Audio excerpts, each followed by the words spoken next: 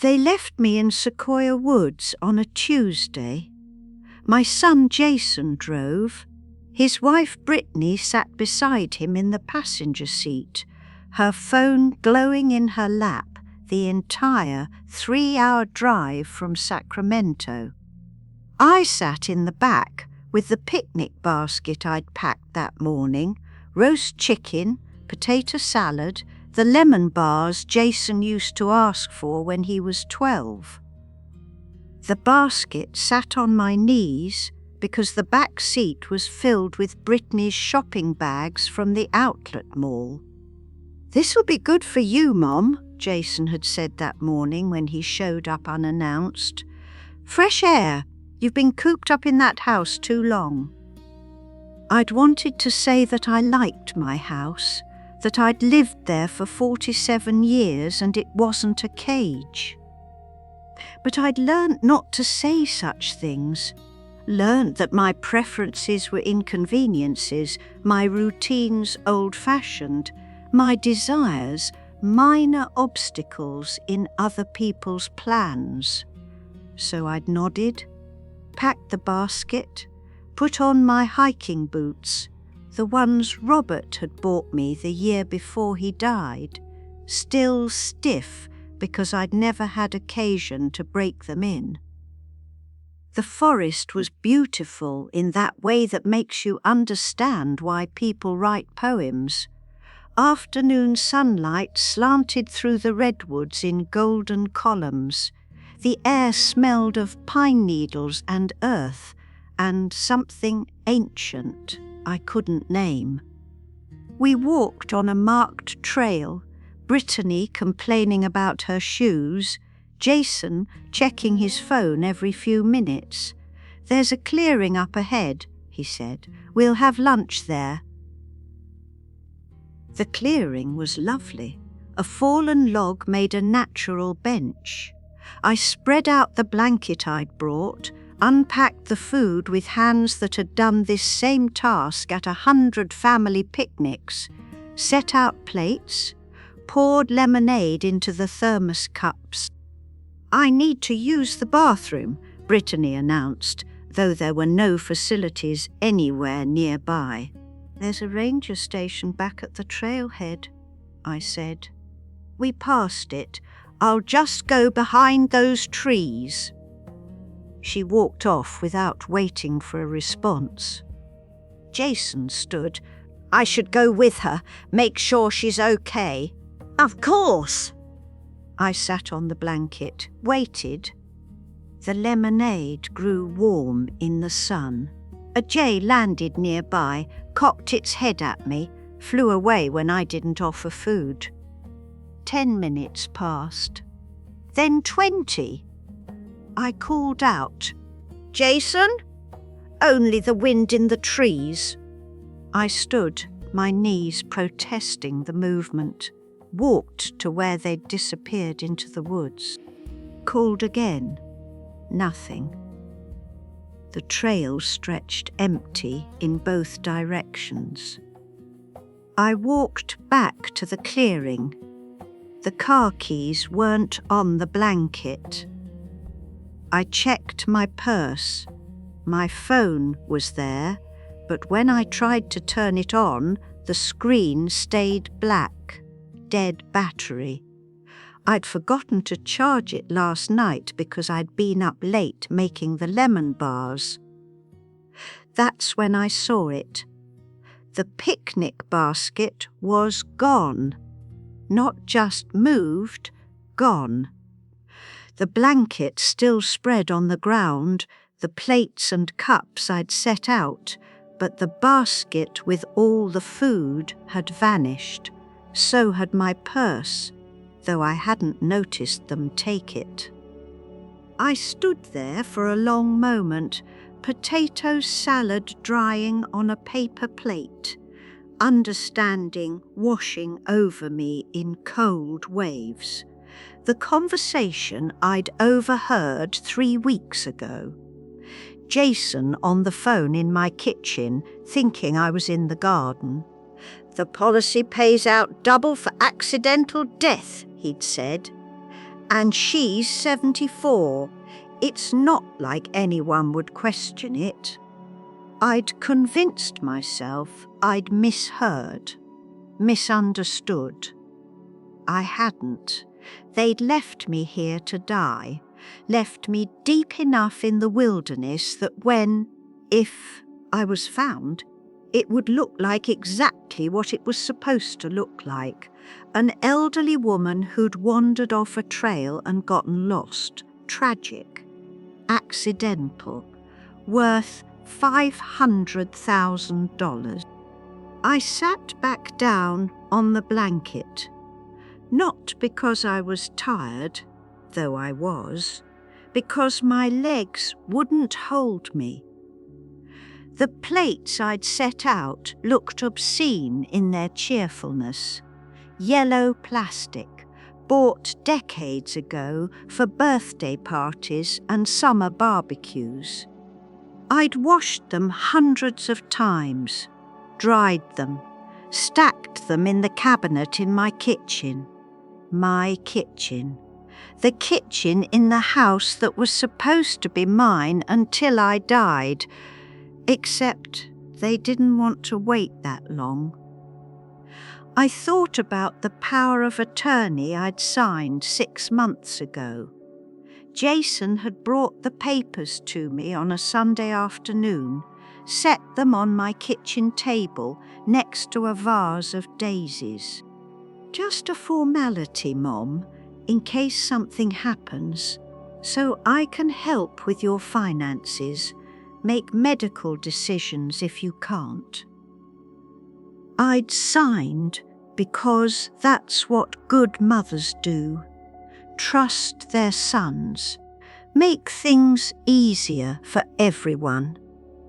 I thought about how he'd taken over paying my bills to help, how he'd suggested I didn't need to check my bank statements anymore because it was all handled, how Brittany had started redecorating my guest room without asking, calling it updating and modernising, packing away Robert's things into boxes that disappeared into the garage, how I'd become a ghost in my own house, not invisible because I was old, invisible because I'd let them erase me one small concession at a time. The sun was starting to sink toward the horizon. In a few hours, it would be dark. I was 74 years old, wearing a cotton blouse and khaki pants, sensible shoes that were good for walking in the suburbs but not for wilderness survival. I had no food, no water except what remained in one thermos cup, no phone, no map, no illusions left. I stood up. My knees hurt, my back hurt.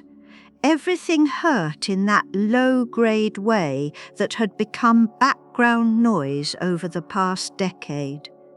I started walking, not back toward the trailhead. They'd planned this too carefully. The car would be gone by now. But deeper into the forest, where the trees grew denser and the paths less certain.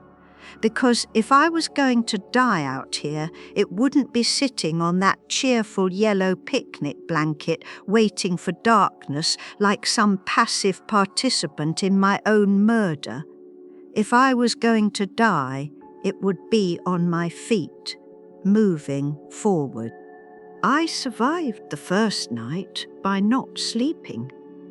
Found a tree with roots that formed a small hollow and wedged myself into it, back against bark, knees drawn up.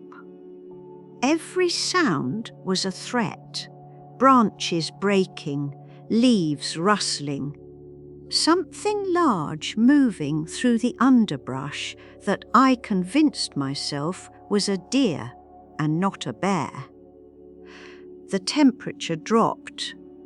I hadn't brought a jacket because we were supposed to be having a picnic, not camping. My teeth chattered. I pressed my hands under my arms for warmth. Thought about Robert. He'd been gone 8 years. Stroke, sudden and massive, no warning except the headache he'd mentioned at breakfast and dismissed. By dinner, he was in the ICU. By midnight, he was gone. I'd handled everything afterward the way I was supposed to. Made the arrangements, accepted the casseroles, nodded through the sympathy, kept the house clean, kept myself busy, didn't burden Jason with my grief because that's what good mothers do. They bear things quietly. And now Jason was trying to kill me for the insurance money. The thought should have broken me. Instead, it burned. When dawn came, grey and filtered through the canopy, I stood. My legs were stiff. My back screamed. I ignored both and started walking. No trail now, just instinct and stubbornness. I headed downhill because water runs downhill, and where there's water, there's eventually civilization. Or so I told myself. I walked for hours, found a stream, drank from it cupped in my shaking hands, didn't let myself think about giardia or parasites or all the ways this water could make me sick. Being sick later was a problem for a version of me that had survived long enough to worry about later. The hunger was worse than the cold had been. My stomach cramped. I found berries on a bush, stared at them, couldn't remember if they were safe, didn't eat them, kept walking, fell twice, once over a route I didn't see, once because my legs simply gave out. Both times I got back up.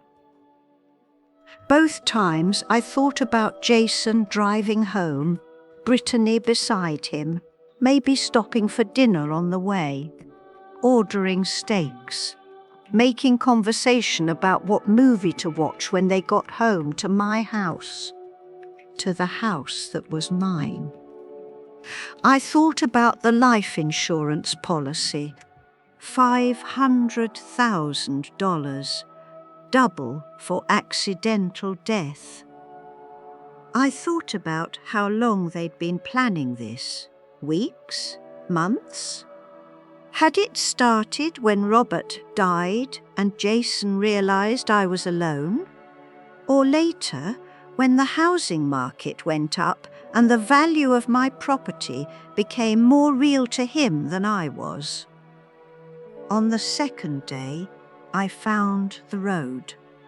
Not a highway, a logging road, dirt and gravel, barely maintained.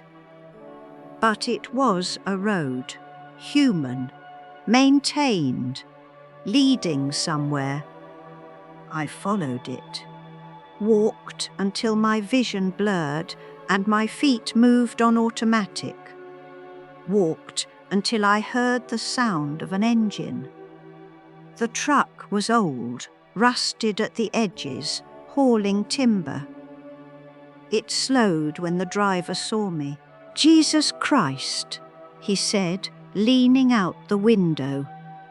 He was maybe 60, weathered face, trucker cap.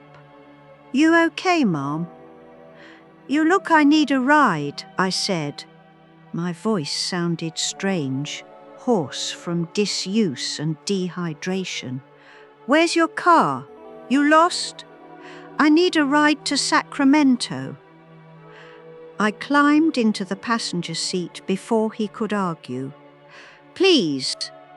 He studied me for a long moment, saw something in my face that made him nod. "Okay." Okay, but we should maybe get you to a hospital first. No hospital. Mom, no hospital. No police. Not yet. I looked at him, let him see the fury I'd been carrying for 2 days.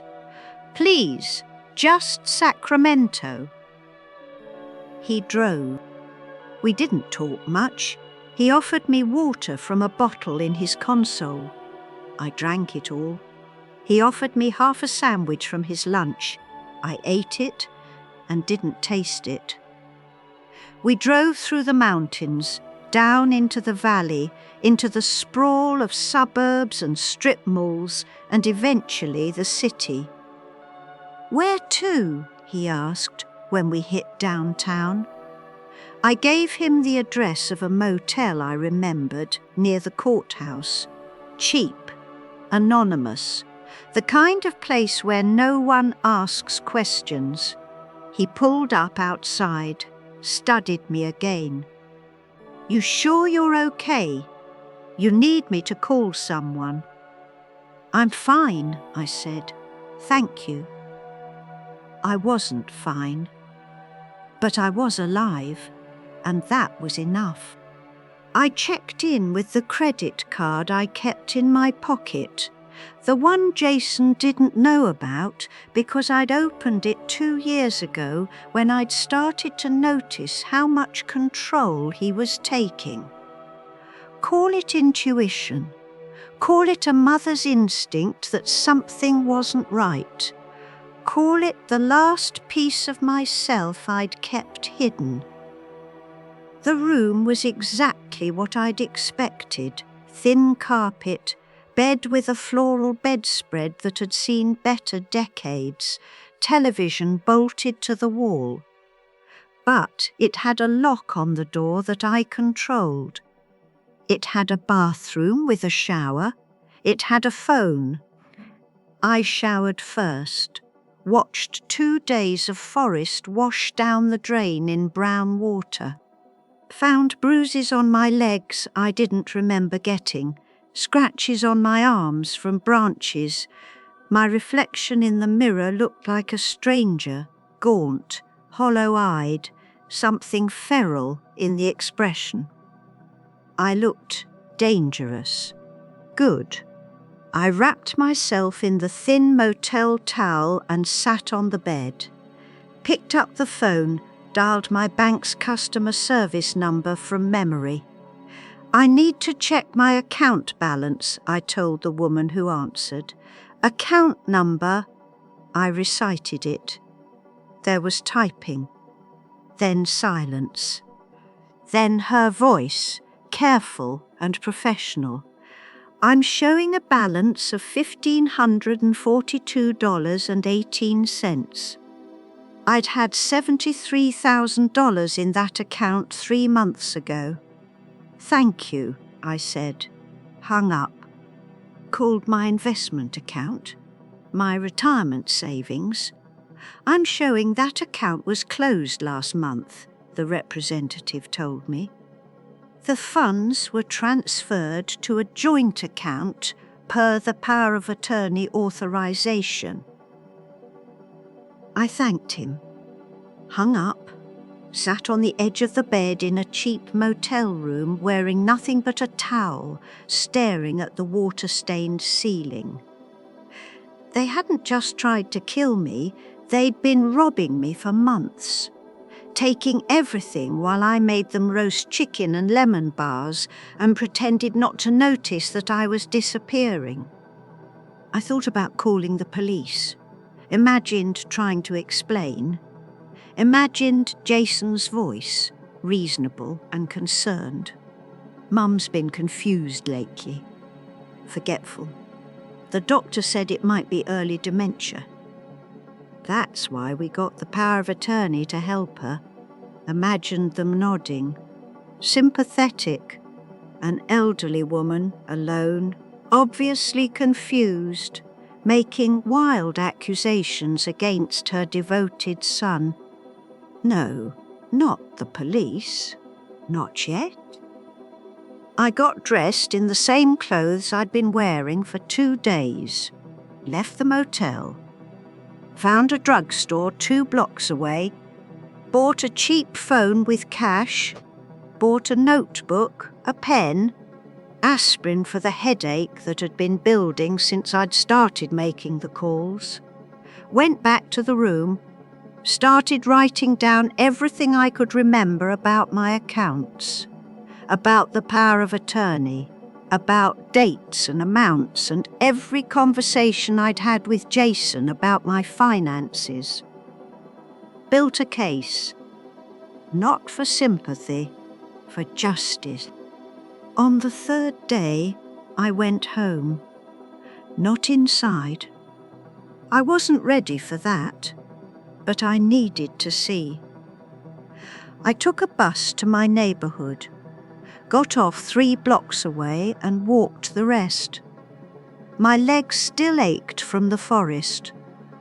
Every step was a negotiation between my body's exhaustion and my will's refusal to stop. The house looked the same. White siding, blue shutters. The maple tree Robert planted the year we moved in, now tall enough to shade the entire front yard. The flower beds I'd maintained for 47 years. There were cars in the driveway, Jason's truck, Brittany's sedan, 2 others I didn't recognise.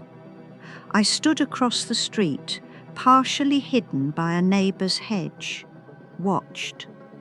People in dark clothes moved past the windows.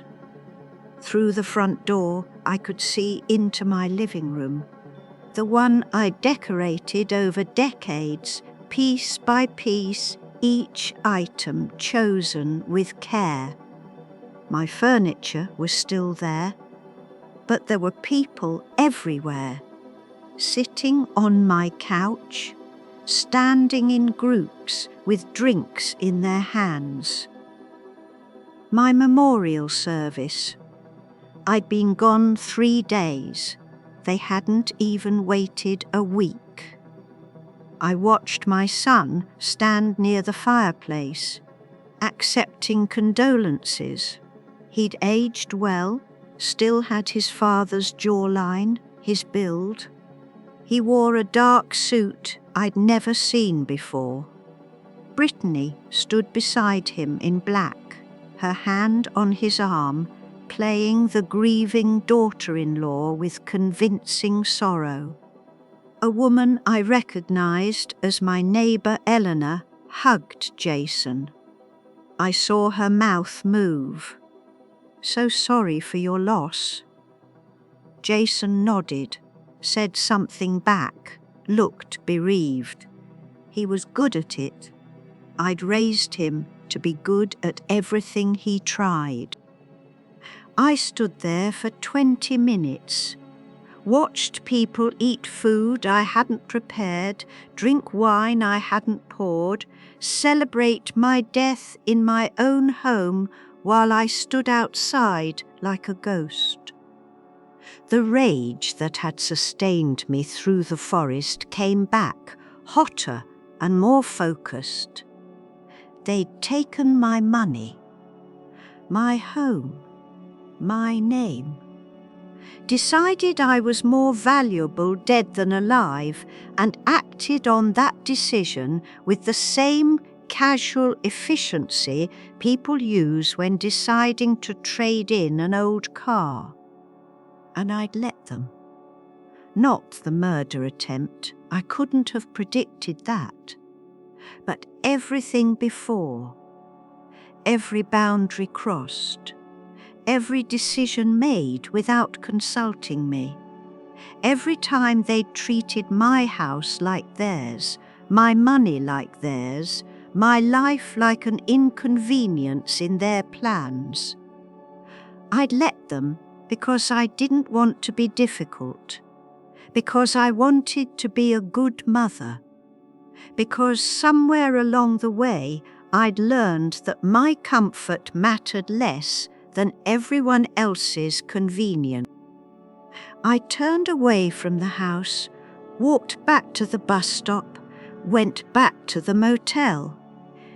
In the room, I opened the notebook I'd bought, started a new page. Witnesses, I wrote at the top, then began listing names. Everyone I'd seen at my memorial, everyone who would testify that Jason had seemed appropriately devastated, everyone who would say what a devoted son he'd been. I'd need better evidence than their sympathy. The next morning, I went to my bank.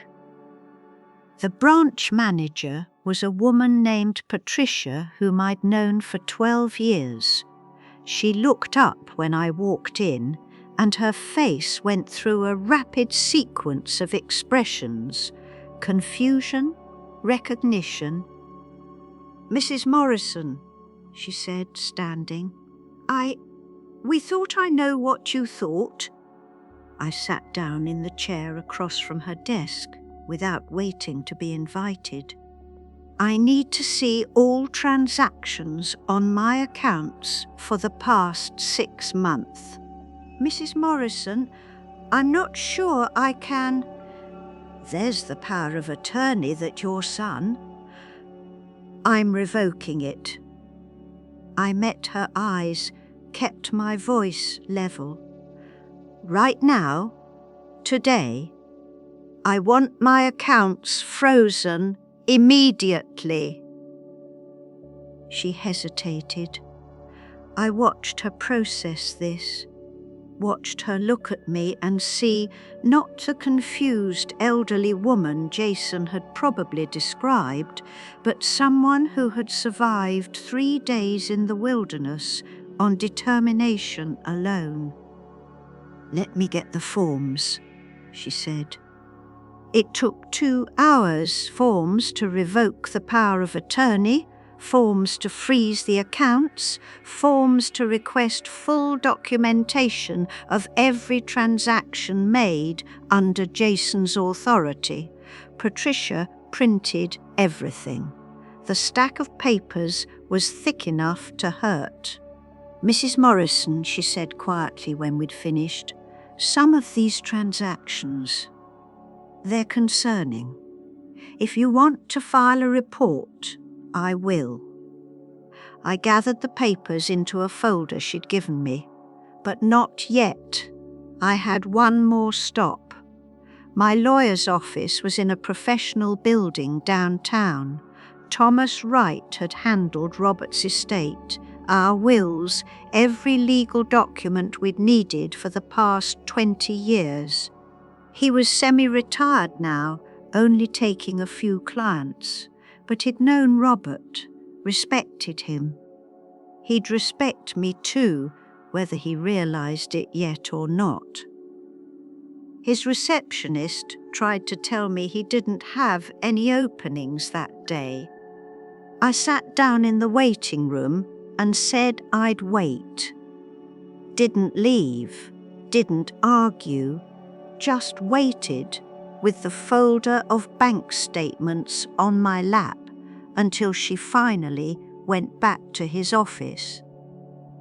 10 minutes later, Thomas came out himself. "Margaret?" He looked shocked. "Good God, are you—" "Jason called me yesterday. He said you'd gone missing in Sequoia, that the rangers were searching." "The rangers aren't searching," I said, "because Jason knows exactly where I was. He left me there." His expression shifted, professional neutrality settling over shock. "Why don't you come into my office?" I told him everything. The overheard phone call, the picnic, the abandonment, the bank accounts. Showed him the statements, watched him read through them with increasing tension in his jaw. "This is elder financial abuse," he said finally, "at minimum. The abandonment—" He looked up at me, Margaret, this is attempted murder. I know. We need to go to the police. Right now. No. I kept my voice steady. Not yet. I need you to do something else first. I told him what I needed, watched him process the request, watched him shift from shock to understanding to something that might have been respect. All right, he said, I'll file the paperwork today. But Margaret, I know the risks. I stood. I'll take them. 3 days later, Thomas and I served the eviction papers. Jason answered the door of my house, his house, in his mind now, in sweatpants and a t-shirt. His face when he saw me went white. Mum, his voice cracked. We thought you were dead. The Rangers said. The Rangers never looked, I said. Because you never reported me missing. Brittany appeared behind him. She actually screamed. I handed Jason the envelope. You have 30 days to vacate the property. My property. The property you've been living in without my permission. Mom, what are you? This is your home. Our home. We were taking care of it for you. You were occupying it after attempting to murder me for the insurance payout. I kept my voice level, measured, let him hear the fury underneath the calm. The power of attorney is revoked. The bank accounts are frozen. The will has been changed. Thomas stood beside me, solid and official. Mr. Morrison, you've been served 30 days. Jason looked at the papers, back at me. His face cycled through shock, fear, and finally landed on something calculating. Mom, you're not well. You're confused. The stress of Dad dying, living alone. I think you need to see a doctor. There it was. The play I'd anticipated. I've seen 3 doctors in the past week, I said. All have certified that I'm of sound mind and body. Their reports are attached to the eviction notice. In fact, I'm healthier than you might hope. Brittany grabbed Jason's arm. This is insane. She can't just kick us out. We've been caring for her house, managing her finances, stealing her finances, Thomas corrected. $71,000 removed from various accounts without authorization. We have the documentation. That was to pay her bills, to maintain the property. Jason's voice rose. Mum, please, let's talk about this. Inside, privately, no. I stepped back from the door. From him, you have 30 days. After that, you'll be removed by the sheriff if necessary. I turned and walked back to Thomas's car. Didn't look back. Didn't give them the satisfaction of seeing me shake. In the car, Thomas said quietly. That was extraordinarily brave.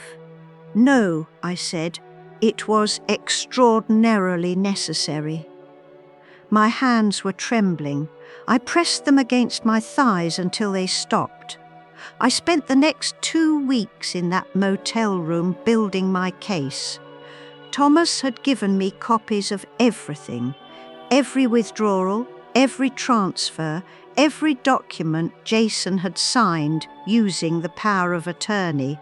I spread them out on the desk and the bed, created timelines, cross-referenced dates with my own memories of conversations, of Jason's increasing involvement in my finances after Robert died. The picture that emerged was methodical theft across 18 months. It had started small. $1,000 here, $2,000 there, payments to contractors for home repairs that never happened, medical bills for appointments I'd never attended. By month 6, the amounts grew larger. By month 12, he was draining accounts. He'd been patient, thorough.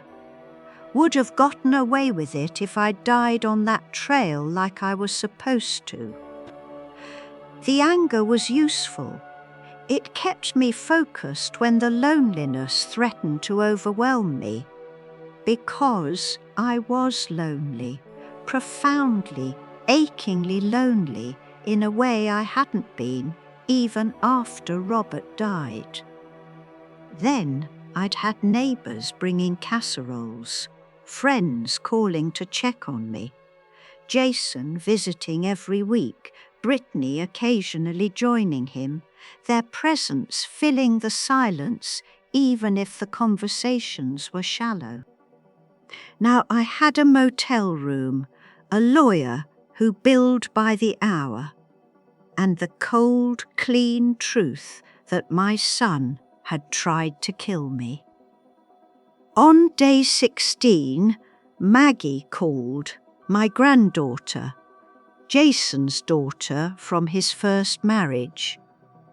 She lived in Portland, worked in tech, visited me twice a year, and always apologized that it wasn't more.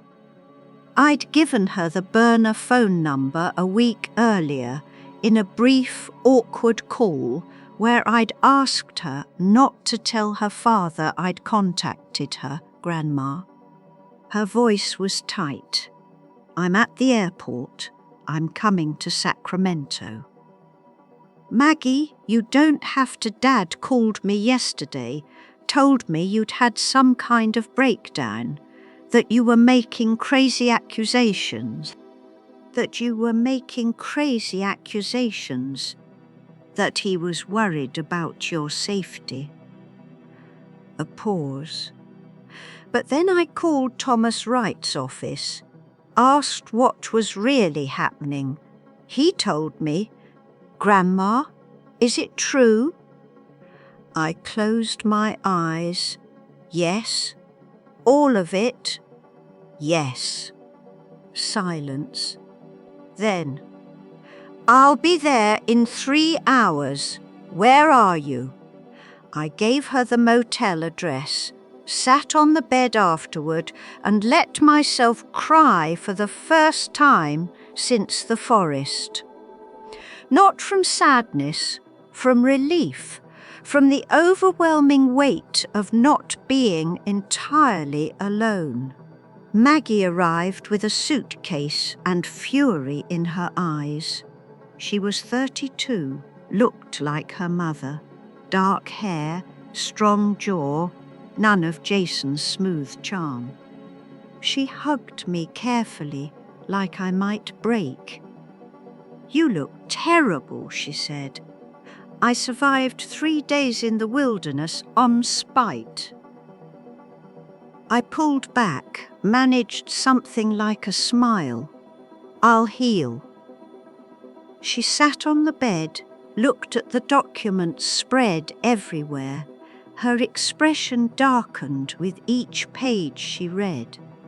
Jesus Christ, she said finally. He really did it. He actually... She stopped, started again. I knew he'd gotten weird about money after Brittany, more focused on it, but this is... Attempted murder, I said, among other things. You're pressing charges.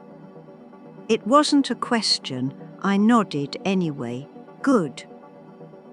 She stood. Pack your things. You're not staying in this motel anymore. Maggie, no, absolutely not. We're getting you somewhere safe while we figure this out.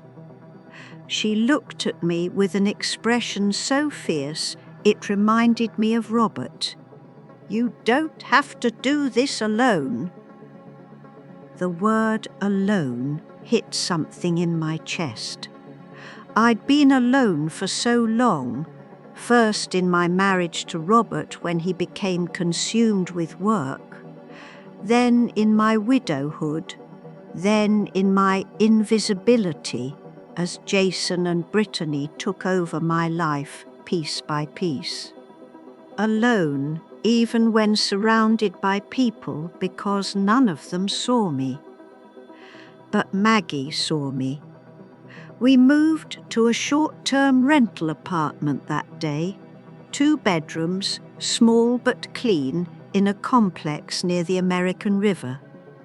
Maggie paid the deposit with her credit card, helped me carry in the single bag of belongings I'd accumulated. Tomorrow we're going shopping, she said. You need clothes, real food, everything. I have clothes at the house. That's their house right now. Once Dad's out, we'll get your things. Until then, you need new stuff. She was right. I hadn't been inside my own home in 3 weeks. All my belongings, my clothes, my photos, Robert's things, 47 years of accumulated life, were in a house occupied by people who'd tried to erase me. The weight of that settled over me. Maggie must have seen it in my face, because she crossed the room and took my hand. We're going to get it all back, she said. The house, the money, everything. And then we're going to make sure they pay for what they did. That night, I slept in a real bed for the first time in weeks. Maggie had insisted on taking the couch. You need the rest more than I do.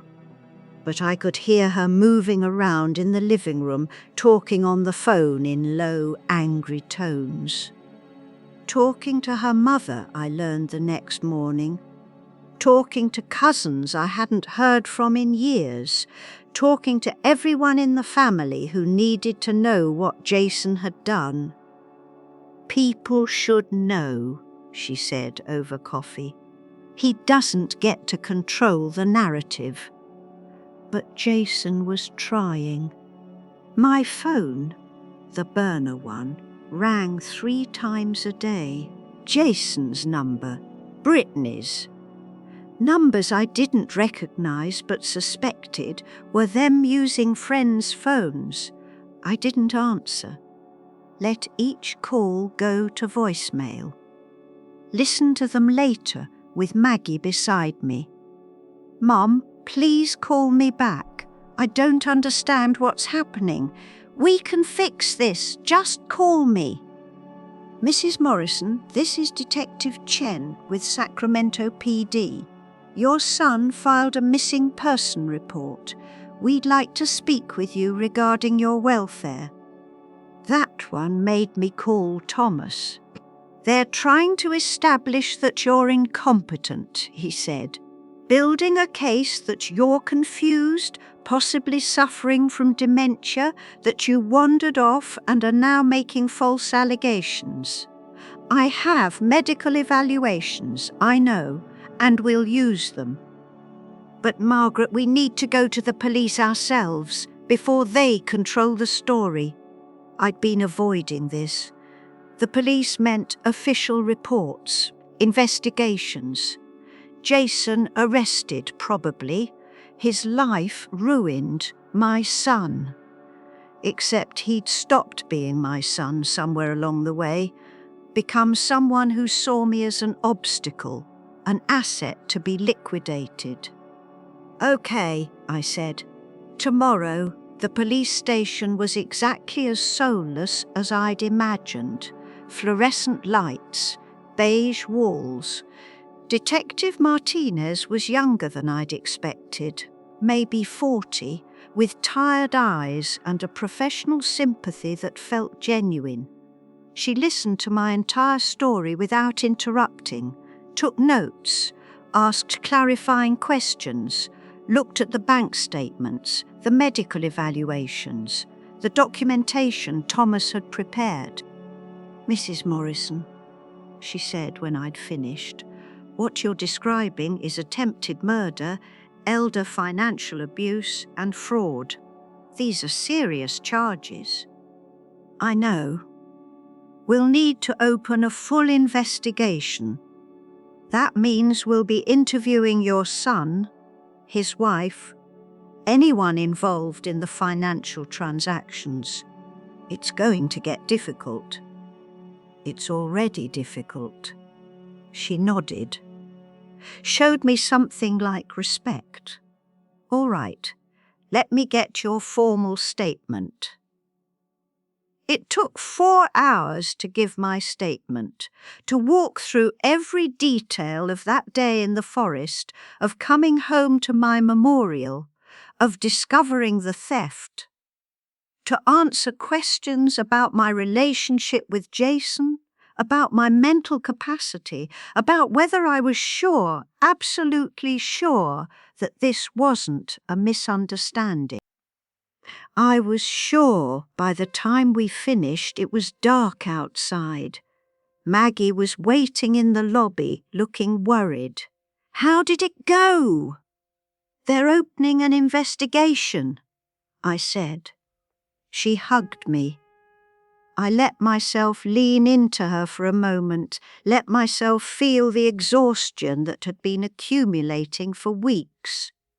"Come on," she said. "Let's go home." Home.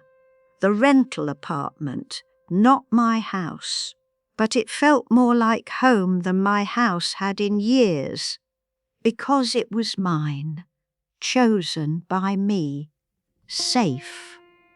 We stopped for dinner on the way back, sat in a diner booth, and Maggie insisted I order whatever I wanted. Not what was cheapest, not what was practical. What I wanted. I ordered chicken fried steak, ate every bite. "You're different," Maggie said, watching me. "Stronger. I had to be." "No," she shook her head. "You chose to be. There's a difference." Maybe she was right. I'd spent so many years choosing to be accommodating, choosing to be easy, choosing to disappear rather than cause conflict. Now I was choosing to be visible, to fight, to reclaim everything that had been taken.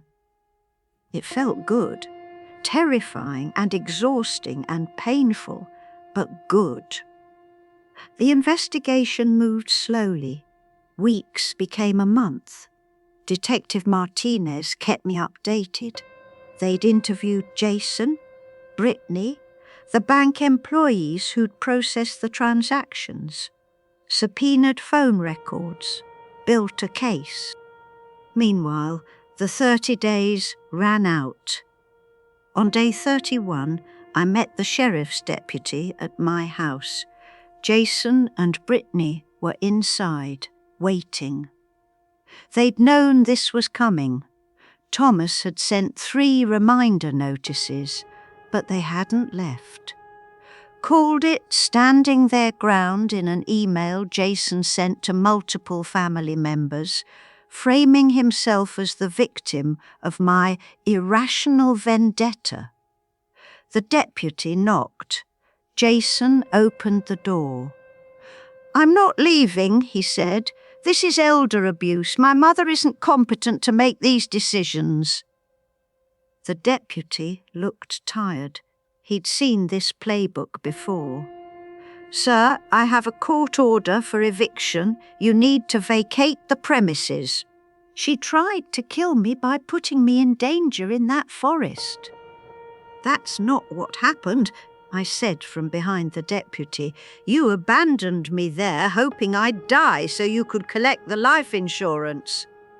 Jason looked at me, really looked at me for the first time since I'd survived.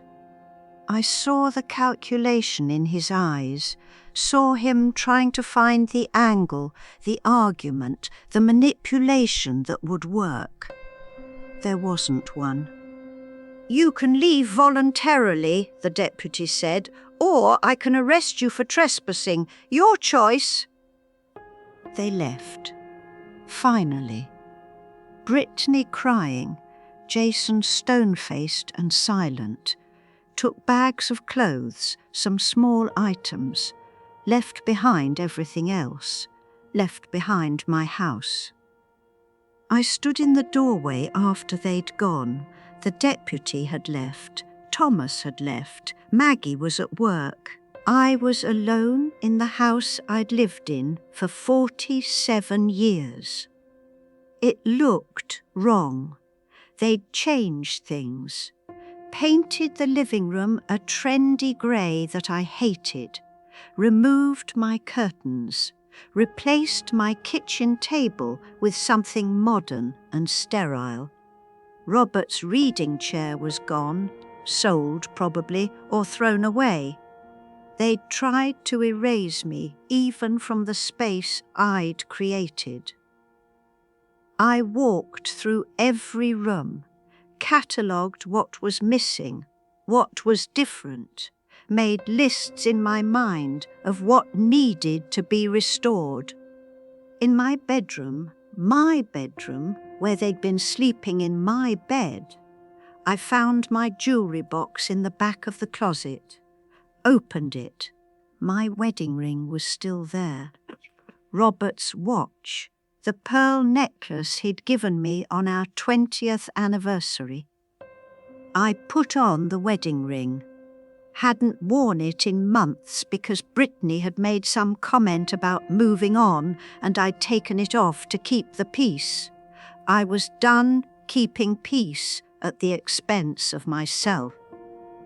The house was quiet, not the comfortable silence I remembered from years of living there with Robert. This was different, emptier. The silence of a space that needed to be reclaimed. I started small. Went to the hardware store, bought paint, spent the next week repainting the living room back to the cream colour I'd chosen 30 years ago. My shoulders ached, my hands cramped. I didn't care.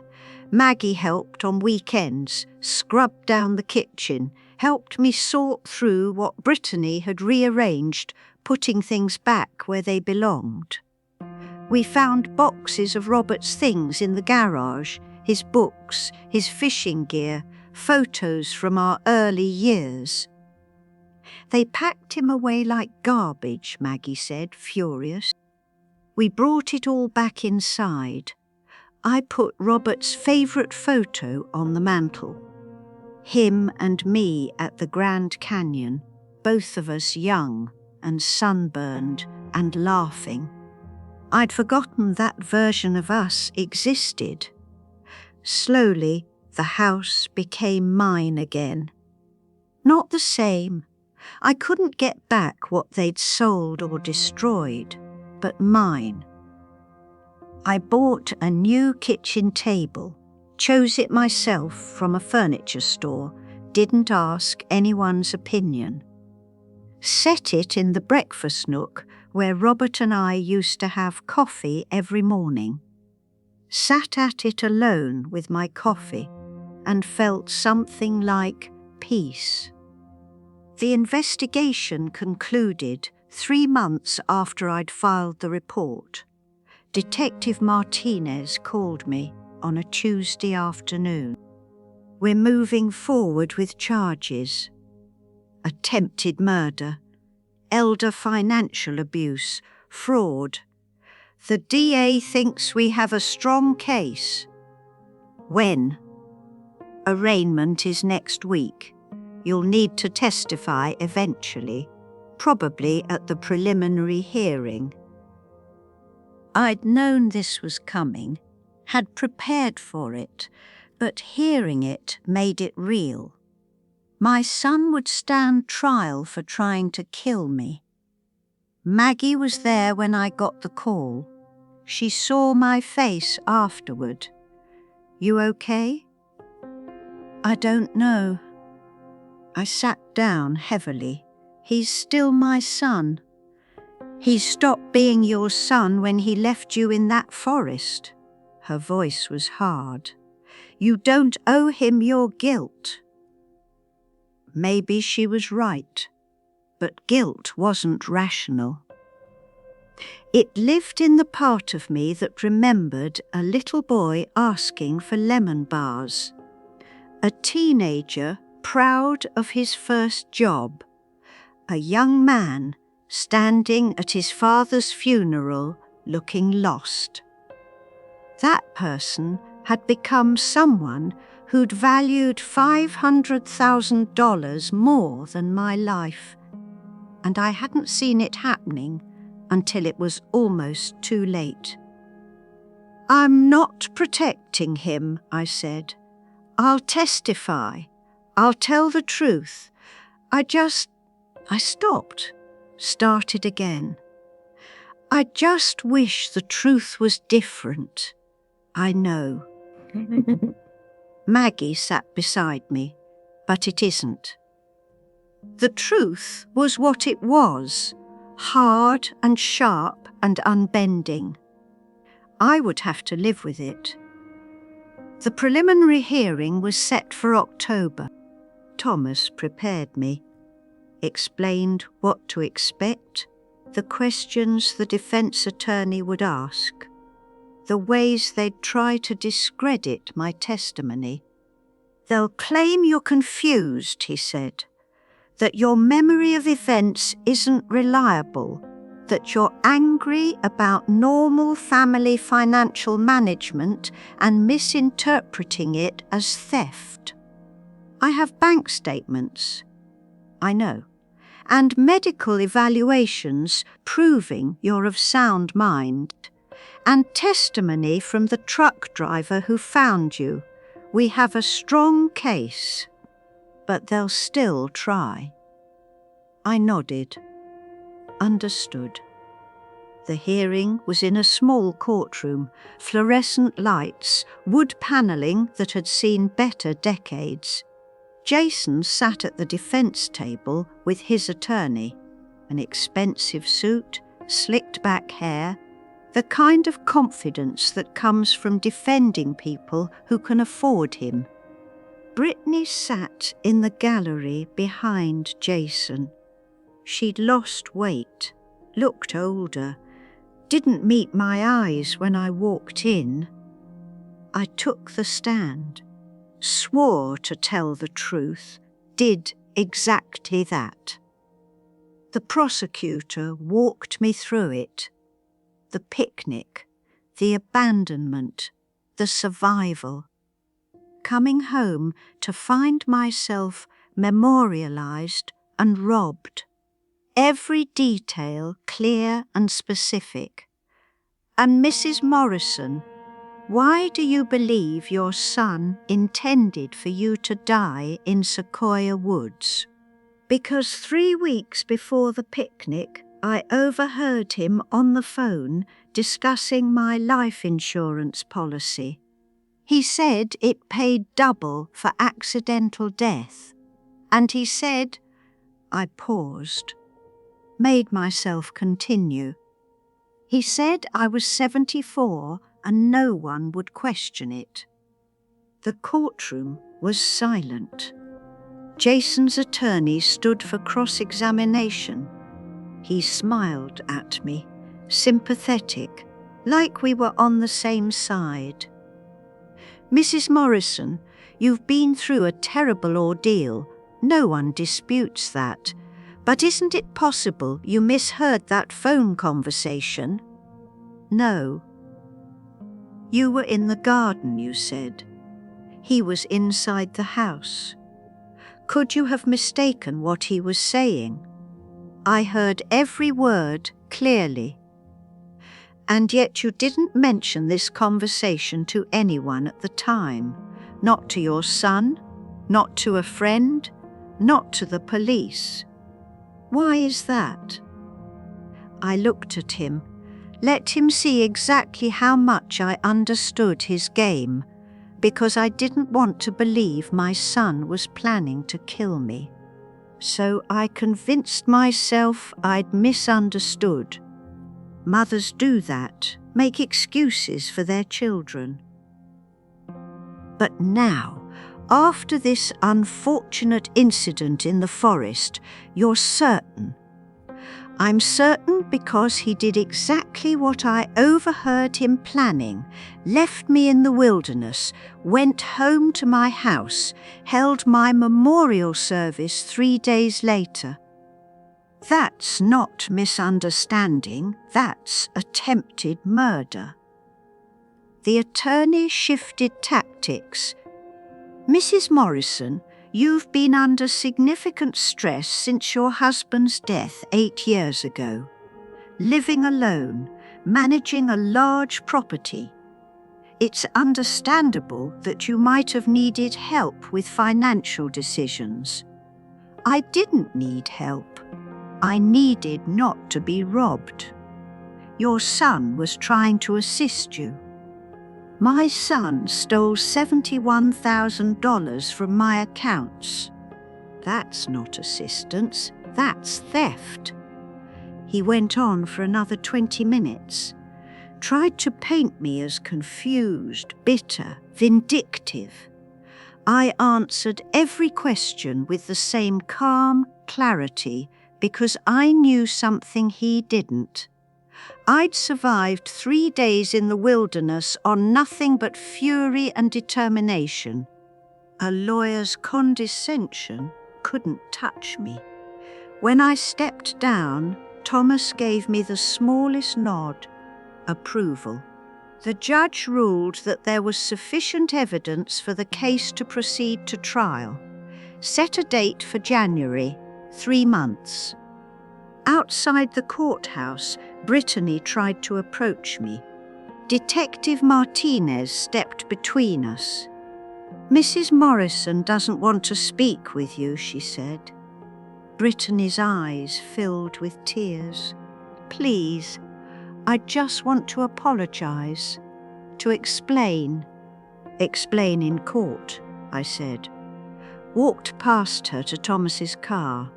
Maggie was waiting at the apartment when I got back. She'd taken the day off work to be there. How did it go? We're going to trial. She hugged me. Good. That night I couldn't sleep. Lay in bed staring at the ceiling, thinking about January, about testifying again, about sitting in a courtroom while lawyers argued over whether my son had tried to kill me, about the fact that part of me, a small, stubborn, irrational part, still hoped this was all a mistake, still wanted to wake up and find Jason at my door with lemon bars and apologies. But hope without evidence was just another word for denial. I got up, made tea, sat at my new kitchen table in the dark. Maggie came out of her room. Can't sleep either? No. She sat across from me. We didn't talk, just sat in the silence. Companionable this time, not lonely. You're doing the right thing, she said finally. I know. It's okay to hate that it's necessary. I looked at her. This granddaughter who'd dropped her life in Portland to be here, who'd stood beside me through every difficult moment, who'd never asked me to choose between truth and comfort. Thank you, I said, for believing me. Grandma. She reached across the table, took my hand. You walked out of that forest You reclaimed your house. You testified in court. You didn't need me to believe you. You already knew the truth. Maybe that was the real change. Not that I'd gotten stronger, but that I'd stopped needing other people's validation to trust myself. I'd become my own witness. They showed up at my house on a Sunday in December. I was in the kitchen making soup, something I did now on Sundays, just for myself, taking time with it instead of rushing. The doorbell rang. I looked through the peephole. Jason, Brittany. I didn't open the door. "Mum, please," Jason called through it. "We just want to talk. 5 minutes. You can talk to my lawyer." "Mum," his voice cracked. "Please, I know I messed up. I know I hurt you. But I'm still your son." The words found their target, still, as if that bond was immutable, as if biology erased attempted murder. I opened the door, didn't invite them in, stood in the doorway with my hand on the frame. "Say what you came to say." Jason looked terrible, thinner, dark circles under his eyes. Brittany looked worse. They both looked like people who'd realized too late what they'd lost. "I'm sorry," Jason said, "for all of it. The money, the house, the—" He stopped, couldn't say it. "The forest." "You're sorry you got caught?" "No, I'm sorry I did it." He met my eyes. I don't know what I was thinking. We were drowning in debt. Brittany's student loans, the credit cards, and I thought if I could just manage your money better, invest it, you could steal it, I finished. And when that wasn't enough, you decided I was worth more dead. It wasn't like that. It was exactly like that. I kept my voice level, measured. You left me in the wilderness hoping I'd die, held my funeral before my body was even found, moved into my house, spent my money. That's exactly what it was like. Brittany spoke for the first time. We made a terrible mistake. But we're family. Families forgive. The word forgive hung in the cold December air. I'd thought about forgiveness, spent hours considering it, weighed it against everything that had happened, everything I'd lost and reclaimed. Decided it wasn't mine to give. Not yet. Maybe not ever. Forgiveness requires remorse, I said.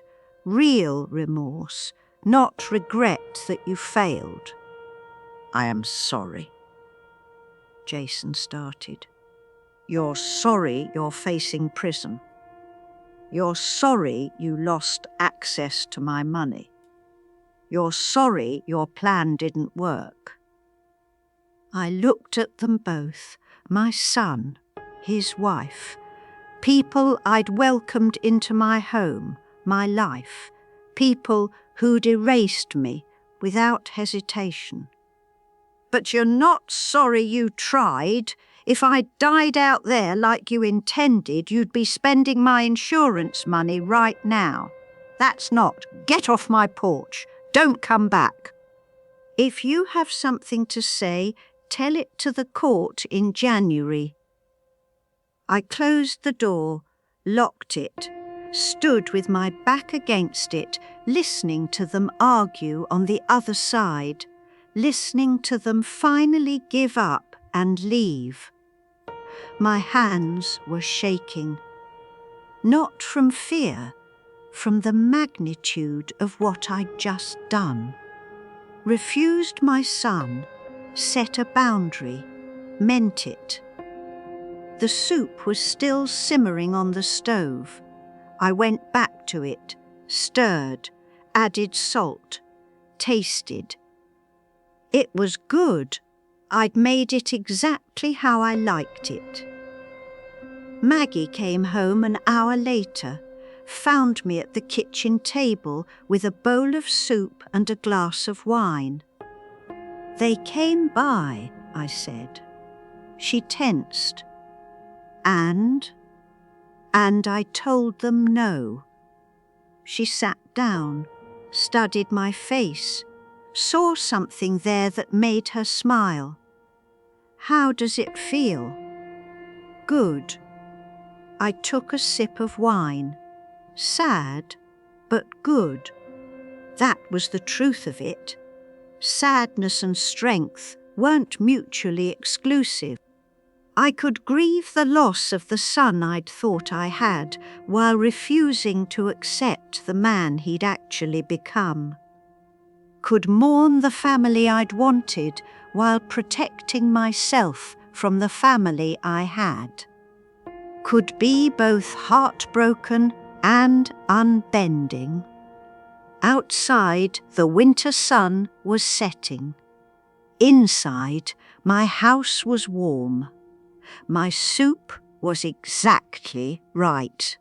My granddaughter sat across from me. It wasn't perfect, it wasn't the life I'd imagined at 74, but it was mine. The trial happened in January. Lasted 2 weeks. I testified, so did Detective Martinez.